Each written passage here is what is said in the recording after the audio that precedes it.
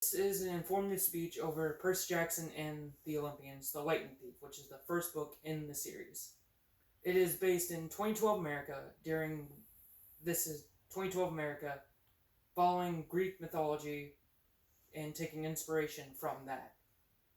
The Great Prophecy is stated in World War II to the big three gods, Zeus, Poseidon, and Hades, after their children fought World War II against one another, and they are announced this, and it's supposed that the eldest gods, a half-blood of the eldest gods, shall reach 16 against all odds, and see the world in endless sleep. The hero's soul, cursed blade, shall reap. A single choice shall end his days at Olympus to preserve a race.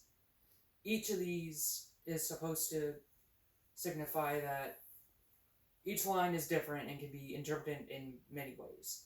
The first two is because they say reach 16 against all odds, is because their children are usually really powerful, and the monsters during the four demigods can smell them, any of them. But the big three for Zeus, Poseidon, or Hades can be easily smelled from much further away for these monsters.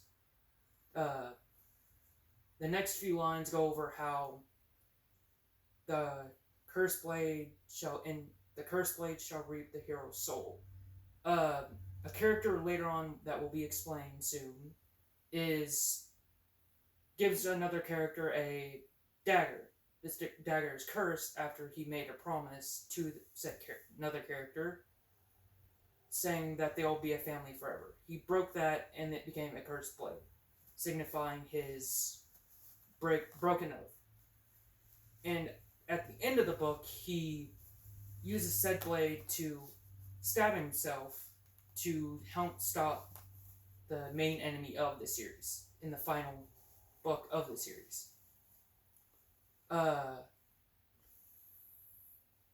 This is two of the different settings, two of the places they have. Camp Half-Blood, Olympus. First few chapters are in Camp Half-Blood and how Percy first gets a prophecy, which all demigods get, to go on quest, which are riddles in themselves and hardly ever interpreted correctly. Olympus, where all gods, demigods, and minor gods live. Next page.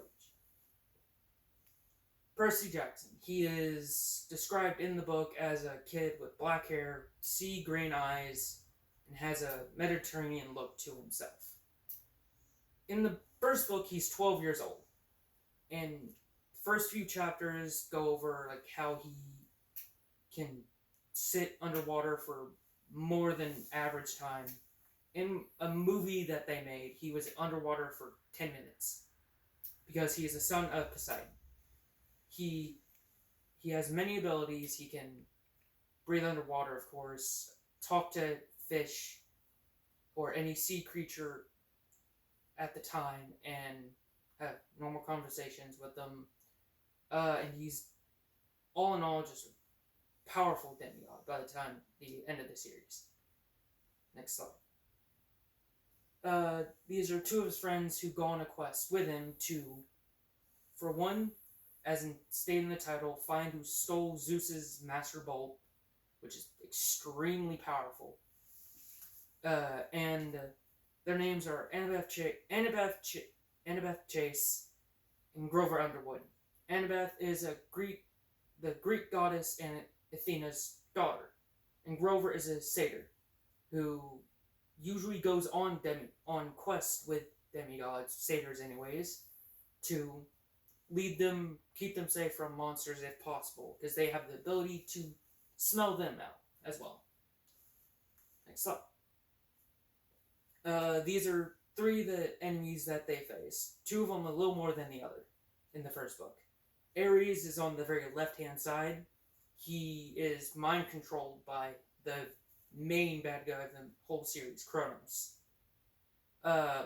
Man in the middle is Hades. They go to the underworld, which he controls, and one thing Percy tries to get is his mom back. because at the beginning she is thought to be killed, but he actually shows him a vision of his mom in the underworld.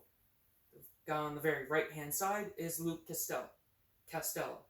He is also being controlled by Kronos because his father, who allowed his mom in a later book to try and become the Delphine, who cites the quest and all that to the demigods for them. Next page. Percy grows up as a character throughout the entire series, from fighting different monsters and having his whole world flipped upside down. He goes to Camp Half-Blood. His mom's killed right in front of him, supposedly, by the Minotaur, which is one of the more dangerous enemies of the world, for Greek demigods in general. And he also finds out that he is a son of Poseidon, even though his mom told him that he died in a shipwreck years ago. Next page. Their friendship throughout the book grows, going from Annabeth and Percy not really liking each other to slowly but surely growing in admiration, and more than that throughout the rest of the series. Grover and Percy had known each other for 2-3 years up to that point by the beginning of the book, because it's established that they are good friends. He defends Grover from bullies, and he's been watching over Percy, seeing if he is actually a demigod or not. Again, going over the points I've made before, the Greek gods, all them getting the great prophecy stating that one of their good children will reach 16 and either raise or prevail against keeping Olympus alive. And Percy himself, his friends, and the enemies he faces, and then how it changed him throughout that one book anyways. Next page. And we're excited for everything else.